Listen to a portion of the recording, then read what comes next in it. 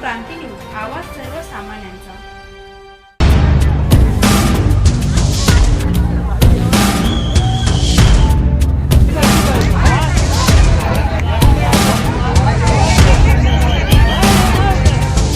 एका माथेफिरू तरुणाने बंद पडली शक्कल लढवत रेल्वे सेवा, हाय व्होल्टेज ओव्हरहेड वायरच्या खांबावर चढला माथेफिरू तरुण। माथेफिरूला उतरवण्यात प्रशासनाची दमछाक, बघा संपूर्ण थरार।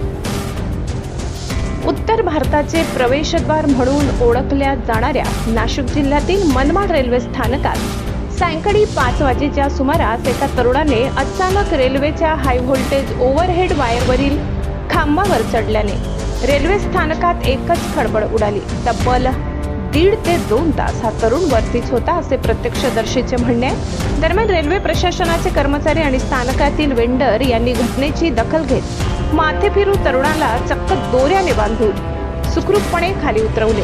दरम्यान स्थानकातील वीज पुरवठा बंद करण्यात आला होता, यामुळे रेल्वे सेवा काही तास विस्कळीत झाली।